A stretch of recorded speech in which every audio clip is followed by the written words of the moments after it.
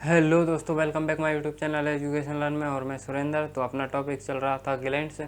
तो मैं आपको बहिस्रावी ग्रंथियाँ एक्सोक्राइन बता चुका हूँ। आज बात करते हैं एंडोक्राइन अंतःस्रावी ग्रंथियों के बारे में।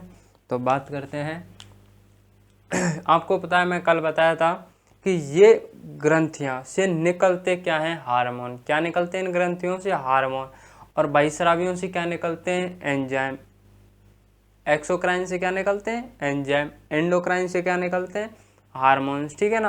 तो ये विदाउट पाइप के विदाउट पाइप के बहते हैं। ठीक है ना, बिना डक्ट नली के बहते हैं। ठीक है ना। और इनको ब्लड में मिलना ही होता है, क्योंकि हार्मोन ब्लड में मिलते हैं। ठीक है ना। बात करते हैं पहले है हाइपोथैलेमस। ठीक है ना। हाइपोथैलेमस कहाँ पाई जाती है? ब्रेन के अंदर। कहाँ पाई जाती है? ब्रेन के अंदर हाइपोथैलेमस। ठीक है ना। नर्वस सिस्टम, नर्वस हार्मोन, इससे निकलता क्या है? Nervous hormone. ठीक है ना। कहाँ पाई जाती है? ब्रेन के अंदर। हाइपोथैलेमस कहाँ पाई जाती है? ब्रेन के अंदर। निकलता क्या है? नर्वस, क्या निकलता है? Nervous hormone. ठीक है ना। ये सभी अंतःस्रावी ग्रंथियों को कंट्रोल करती है। ठीक है ना। ये हाइपोथैलेमस ग्रंथि है जो सभी अंतःस्रावी ग्रंथियों को, सिर्फ अंतःस्रावी ग्रंथियों को, किनको? अंतःस्रावी ग्रंथियों को कंट्रोल करती है। ठीक है ना। अगली है पीनियल ग्रंथि। कौन सी है? पीनियल ग्रंथि। ठीक है ना। एक है पिट्यूटरी ग्रंथि, पीयूष ग्रंथि। उसके बारे में अभी नहीं बताऊंगा, वीडियो के एंड में बताऊंगा। ठीक है। अभी बताऊंगा तो वो थोड़ी बड़ी है और समझाने में भी टाइम लगेगा। तो मुझे पता है आप वीडियो छोड़ के भाग जाओगे, इसलिए कोई फ़ायदा नहीं है। पहले इसको बताऊं, उसके बाद में बताएंगे। ठीक है। सेकंड है पीनियल ग्रंथि। इससे दो हार्मोन निकलते हैं। कौन से दो हार्मोन निकलते हैं? एक है मेलाटोनिन और एक है सेरोटोनिन। कौन सा है? पहला है मेलाटोनिन और दूसरा है सेरोटोनिन। ठीक है ना। इस ग्रंथि को बायोलॉजिकल ग्रंथि भी कहते हैं। अब वो क्यों कहते हैं ये भी मैं आपको बताऊंगा। ठीक है। मेलाटोनिन जो हार्मोन निकलता है, ये नाइट को अपने चमड़ी का रंग काला कर देता है। कैसा कर देता है? काला कर देता है। और सेरोटोनिन हार्मोन का काम होता है नाइट को नींद लाने का। क्या? इससे नींद आती है। ठीक है ना। आपने देखा होगा छोटे बच्चों में अधिक सक्रिय होती है। कौन सी? पीनियल ग्रंथि छोटे बच्चों में अधिक सक्रिय होती है। आपको पता है, छोटे बच्चों को गोदी में लिया, सो जा, वाह वो सो जा, ऐसे करते हैं तो वो तुरंत सो जाता है। ऐसे उसकी खोपड़ी की तो उसको सो, कंधे पे लगाया और ऐसे 2-4 बार किया कि भाई सो जा बाबू सो जा, तो वो सो जाते हैं। ठीक है। तो उसमें अधिक सक्रिय होती है। और आपको पता है, अगर बड़े लोग होते हैं, अगर उनको ऐसे सुलाया जाए थपथपा के कि सो जा बाबू सो जा, तो वो सोते हैं क्या? काय डिस्टर्ब कर रहे हो यार, क्यों बावड़ रहे हो, सोंद शांति, तो ऐसे कहेंगे ना। तो ठीक है, ये बच्चों में अधिक सक्रिय होती है। आपको पता है, जो लेवल से ऊपर होते हैं, बच्चों से बड़े हो जाते हैं, वयस्क वगैरह हो जाते हैं, उनमें ये बहुत कम काम करते हैं। आपको पता है, अपने लेवल के जो दादा हैं, पापा हैं, उनको बहुत कम नींद आती है। क्यों आती है? क्योंकि वो उनमें काम करना कम कर देती है। ठीक है। फिर अगली है, हाँ एक बात और, स्पिनियल ग्रंथि को थर्ड आंख, तीसरी आंख भी बोला जाता है। क्यों बोला जाता है? क्योंकि इस जगह पाई जाती है। ठीक है। छेद करके दिखाऊं? नहीं दिखाऊंगा, चुपचाप पढ़ लो इधर। ठीक है ना। अगली है थायराइड। ठीक है ना। थायराइड को अवटु ग्रंथि भी बोलते हैं। थायराइड को अवटु ग्रंथि भी बोलते हैं। और नाम से पता है कि थायराइड ग्रंथि तो कौन सा हार्मोन निकलेगा? थायरॉक्सिन। ठीक है ना। याद रखें, थायरॉक्सिन हार्मोन किससे निकलता है? थायराइड ग्रंथि से। ठीक है ना। ये सबसे बड़ी अंतःस्रावी ग्रंथि होती है थायराइड। थायराइड सबसे बड़ी अंतःस्रावी ग्रंथि होती है। और अगर पूछा जाए बॉडी के अंदर कि सबसे बड़ी ग्रंथि कौन सी है, तो कौन सी है? लीवर। कौन सी है? लीवर। अगर ये भी पूछा जाए कि बॉडी के अंदर सबसे बड़ी बहिस्रावी ग्रंथि कौन सी है, तो भी लीवर। अगर पूछा जाए कि सबसे बड़ी ग्रंथि कौन सी है, चाहे बहिस्रावियों में पूछा जाए, डायरेक्ट पूछा जाए कि सबसे बड़ी ग्रंथि कौन सी है, तो लीवर। अगर ऐसे पूछा जाए कि सबसे बड़ी ग्रंथि, तो लीवर। सबसे बड़ी बहिस्रावी ग्रंथि है, तो लीवर। ठीक है ना। याद रखें। और डायरेक्ट पूछा जाए कि सबसे बड़ी अंतःस्रावी ग्रंथि कौन सी है, तो याद रखें कौन सी है? थायराइड ग्रंथि। ठीक है ना। इसे आउटू ग्रंथि भी बोलते हैं। ठीक है। ये बीपी को कंट्रोल का कार्य करती है। बीपी को कंट्रोल का कार्य करती है। ठीक है ना। बढ़ने नहीं देती है। अगला है कि थायरॉक्सिन हार्मोन दो हार्मोन से मिलकर बना होता है। ठीक है। एक पहला है टायरोसिन और दूसरा है आयोडीन, ठीक है ना। कौन सा है? थायरोक्सिन हार्मोन दो पदार्थों से मिलकर बना होता है, टायरोसिन और आयोडीन, ठीक है ना। किससे? आयोडीन से, ठीक है। अगर ये आयोडीन और टायरोसिन अगर कम हो जाएं तो बीमारियां होंगी 3। अब बात करते हैं कौन कौन सी, ठीक है ना। पहली है गोइडिन घेंगा। कौन सी है? गोइडिन घेंगा, ठीक है। गोइडन बीमारी घेंगा हो जाएगी जो बच्चों में होती है, ठीक है। अगला है क्रिटिनिज्म। अगली बीमारी का नाम है क्रिटिनिज्म। अगर ये हो जाए तो ये अधिक सक्रिय होती है बच्चों में। बच्चों में अगर ये हो जाए तो बच्चा दिमाग से सटिया जाएगा। क्या हो जाएगा? वो बिल्कुल सुस्त हो जाएगा, अकेला चुपचाप बैठा रहेगा, किसी से कुछ कहेगा नहीं और शांति में अपनी मस्ती में मस्त रहेगा, ठीक है ना। तो वो कौन सी बीमारी का शिकार? क्रिटिनिज्म, ठीक है। अगली है मैक्सोडेमेल। क्या है? मैक्सोमेल, ठीक है। तो ये मोटा कर देती है आदमी को। क्या कर देती है? मोटा। आपने देखा होगा सुमो पहलवान की तरह। कैसे? सुमो पहलवान की तरह, हाथियों के बराबर ना हिला जाता है, चला जाता है, मांस फूल जाता है इसमें, बस सांस लेने में भी दिक्कत आना स्टार्ट हो जाती फिर, ठीक है ना। अब बात करते हैं, अगली है पैराथायराइड। कौन सी है? पैराथायराइड। अगली है पैराथायराइड, ठीक है ना। इसको पैरा आउटू ग्रंथि भी बोलते हैं। तो ये पीयूष ग्रंथि के कंट्रोल से बाहर होती है। आपको पता है पीयूष ग्रंथि को क्या बोला जाता है? मास्टर ऑफ माइंड, ठीक है। तो वो सभी ग्रंथियों को कंट्रोल करती है, लेकिन ये ग्रंथि पीयूष ग्रंथि के कंट्रोल से बाहर होती है, ठीक है। इससे कौन सा हार्मोन निकलेगा पता है? पैराथायराइड ग्रंथि, तो पैराथायरोक्सिन हार्मोन। क्या निकलेगा? पैराथायरोक्सिन हार्मोन। इससे दो धातु, कैल्शियम प्लस पोटेशियम। कौन सी? कैल्शियम प्लस पोटेशियम,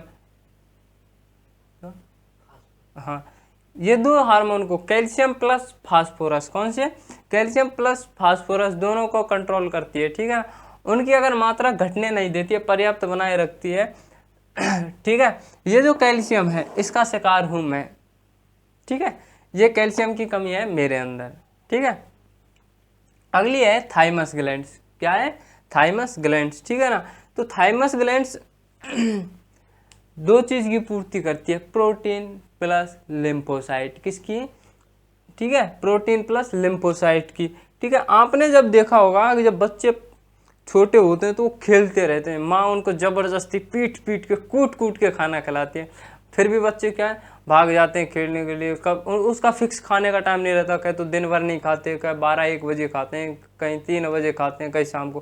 क्योंकि उनको जब है ना, जब ये थाइमस ग्लैंड्स है तो उनको खाने की ज़रूरत नहीं पड़ती, क्योंकि प्रोटीन की पूर्ति ये करती रहती है। खाने से जो मिलना है वो इससे मिलता रहे प्रोटीन। तो ये 15 ईयर की एज तक सक्रिय होती है, उसके बाद में कम हो जाती है, ठीक है ना। एक है लिम्फोसाइट। ये लिम्फोसाइट क्या करता है? डिजीजों से रक्षा करता है। किसे? डिजीजों। बच्चा आपको पता है नीचे से चप्पल मुंह में दी, खोखला कुछ भी मिले मुंह में देने से मतलब है, लकड़ी वगैरह, तो क्या है कि ये लिम्फोसाइट डिजीजों से रक्षा करता है। हो चुकी हैं 5, बात करते हैं आगे, ठीक है ना। अब बात करते हैं एड्रीनल ग्रंथि। कौन सी है?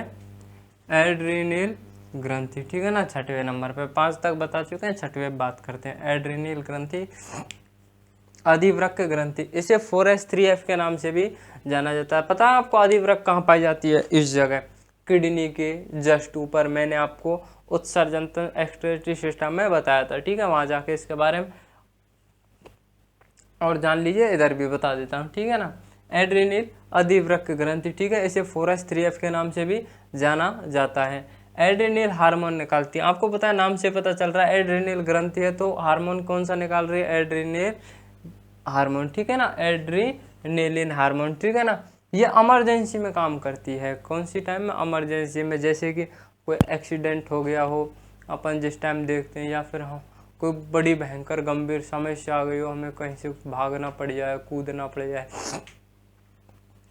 उस जगह ये आपातकालीन काम करती है। ये बीपी को स्पीड करती है, बढ़ाती है, और स्पीड जब बीपी बढ़ेगी तो आदमी काम भी तेजी से करेगा, ठीक है ना।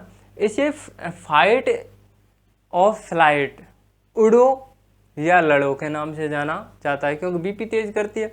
अगर ये जब आपातकाल समस्या में ये ग्रंथि अगर एड्रिनल हार्मोन निकाल दे और आदमी को गुस्सा आ जाए, तो अगर किसी में लगा देना तो रात के तारे दिन में दिखा दे। ध्यान रखिए बात, ठीक है ना।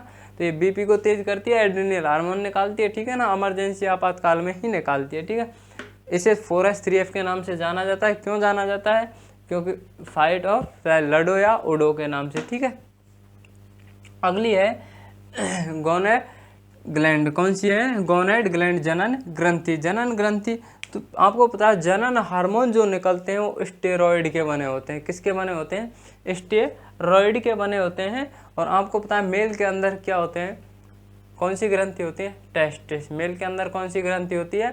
टेस्टिस। और टेस्टिस से क्या निकलते हैं? टेस्टिस को क्या बोलते हैं बताओ? टेस्टिस ग्रंथि है, इससे क्या निकलते हैं? हार्मोन। कौन कौन से निकलते हैं? मर्द के अंदर, मेल के अंदर एस्टेरोन हार्मोन निकलता है। कौन सा निकलता है? एस्टेरोन हार्मोन। और ये टेस्टिस ही क्या बनाते हैं? स्पर्म बनाते हैं। क्या बनाते हैं? स्पर्म, ठीक है ना। फीमेल के अंदर क्या होते हैं? ओवरी, जिसमें क्या बनता है? ओवम। तो महिलाओं के अंदर वैसे दो निकलते हैं, आपको बताया एस्ट्रोजन और प्रोजेस्टेरोन, लेकिन मैं बताऊंगा आपको 3 निकलते हैं। एक और है रिलैक्सिन। अब वो रिलैक्सिन क्या काम करता है वो भी बताऊंगा।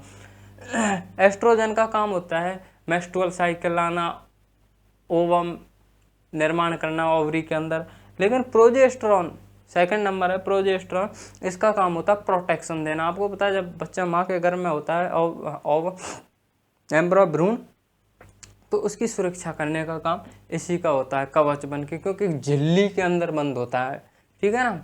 तो इसी का काम होता है प्रोजेस्टेरोन। आपको पता है जब ये प्रोटेक्शन नहीं दे पाता है तो कभी कभी बच्चा नुकसान भी हो जाता है, ठीक है ना। फिर अगला है रिलैक्सिन। इसका काम होता है जब डिलीवरी होती है तो डिलीवरी के समय आसानी से डिलीवरी हो सके, इसलिए मांसपेशियों को फैलाने का काम करता है। लेबर पेन जब होता है तो रिलैक्सिन हार्मोन निकलता है, जिससे मांसपेशियों डिलीवरी होने में आसानी होती है, रिलैक्स करता है, मांसपेशियों को फैलाने का काम करता है, ठीक है ना। लेकिन कभी कभी क्या हो, डॉक्टर एक दवाई देता है इसको कम करने के लिए। वो दवाई देता सभी की है, लेकिन वो इसकी दवाई देना भूल जाता है। एक दवाई दे देता है, उस दवाई का नाम मैं नहीं बता सकता, बता भी दूँ लेकिन नहीं बताऊँगा। तो उस दवाई को एक टैबलेट देता है और कहता है इसको सुबह से हम ध्यानपूर्वक खाना। तो लेडी क्या करती है, उसको बड़े चाव से खाती है, और उसको चाव से खाने के बाद में एक दिक्कत समस्या खड़ी हो जाती है, उनकी डिलीवरी नॉर्मल नहीं हो पाती है। नॉर्मल डिलीवरी नहीं होने की वजह ऑपरेशन करना पड़ता है, और ऑपरेशन कर दिया तो फिर महिलाओं की बल्ले बल्ले है। क्यों? फिर बच्चे से ज़्यादा माँ को सुरक्षा दी जाती है। फिर 6 महीने तक आराम से न काम करना पड़े, कुछ नहीं, आराम से घूमो, ठीक है ना। तो गलत बातें हैं, ठीक है। एक ग्रंथि है 8वें नंबर पे, पीयूष ग्रंथि। इंग्लिश में बोलते हैं पिट्यूटरी ग्लैंड्स। क्या बोलते हैं? पिट्यूटरी ग्लैंड्स, ठीक है ना। तो ब्रेन ऑफ बॉक्स, आधार या तल, क्यों बोलते हैं इसको?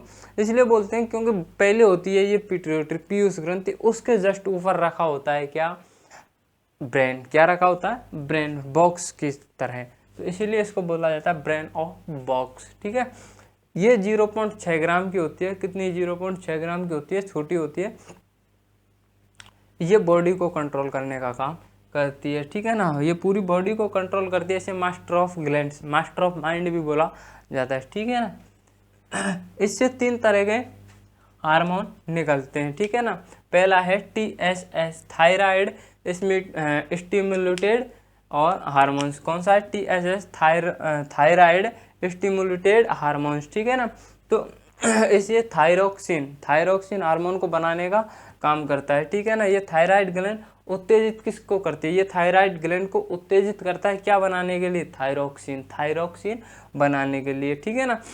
सेकंड है STH, ठीक है ना, सेमेल्टोट्रोपिक हार्मोन्स। कौन सा है? सेमेल्टोट्रोपिक हार्मोन्स, ठीक है ना। तो ये वृद्धि का नियंत्रण का कार्य करता है, वृद्धि नियंत्रण। अगर ये कम हो जाए आदमी के अंदर तो आदमी बौना हो जाता है। कौन सा हो जाता है? बौना हो जाता है, छुटकू, ठीक है ना। अगर ये बढ़ जाए तो ग्रेट खली जैसा हो जाएगा। कैसा? आपने ग्रेट खली देखा? एन बाहुबली की तरह, ठीक है ना। तो अगर इससे कम और ज़्यादा होने से एक बीमारी होती है, जैसे जाइंटिस बीमारी बोला जाता है। तो कई बार पूछा भी गया है कि जाइंटिस बीमारी किसकी कमी से या बढ़ने से होती है, तो किस हार्मोन की वजह से होती है, तो वो है एस्टिएस एम्ब्लोडोट्रोपिक हार्मोन, ठीक है ना। अगली है LTH, ठीक है ना, इसको बोलते हैं लाइडोगेनिक हार्मोन्स। क्या बोलते हैं? लाइडोगेनिक हार्मोन्स, ठीक है। तो इसका काम होता है दूध का निर्माण करना। आपको पता है गाय भैंस या फीमेल के अंदर तो ये दूध का निर्माण करती है। किसका? सिर्फ दूध का निर्माण करती है। तो दूध को निकालने में आपको पता है जब दूध दुहा जाता है तो उसको बहुत उससे निकालना पड़ता है, बहुत मेहनत करनी पड़ती है उसको निकालने के लिए। तो उसको निकालने में आसानी कौन पैदा करता है? Oxytocin hormone. दूध जब दुहा जाता है तो ऑक्सीटोसिन हार्मोन निकलता है जिससे दूध आसानी से दुहा जा सकता है। लेकिन गाय वगैरह जो होती है, भैंस वगैरह होती हैं, वो अपने बच्चों के लिए दूध को बचा लेती हैं। जहाँ वो 2 किलो देंगे वहाँ वो 1 किलो ही देने का प्रयास करेंगे, कुछ को रोक लेते हैं, जैसे ग्रामीण भाषा में बोल दूध चढ़ाएगी, ठीक है ना। तो वो यही काम करती हैं। तो आदमी बड़ा लालची है, बड़ा निर्दयी आदमी है, तो ये क्या करेगा? ऑक्सीटोसिन हार्मोन का इंजेक्शन देगा और सब दूध को निकाल लेगा, ठीक है ना। आजकल सरकार ने इसके ऊपर पाबंद भी लगा दिया है, बट कोई इतना फर्क नहीं दिख रहा है क्योंकि आदमी बहुत वो हो गया आजकल। अब बात करेंगे कल मिक्स्ड ग्रंथि के बारे में। तो वीडियो अच्छी लगी हो तो वीडियो को लाइक शेयर कमेंट और चैनल को सब्सक्राइब करें। और कुछ समझ में आ रहा है या नहीं आ रहा है ये भी कमेंट में बताएं। और मिलते हैं नेक्स्ट वीडियो में, तब तक के लिए बाय बाय, जय हिंद।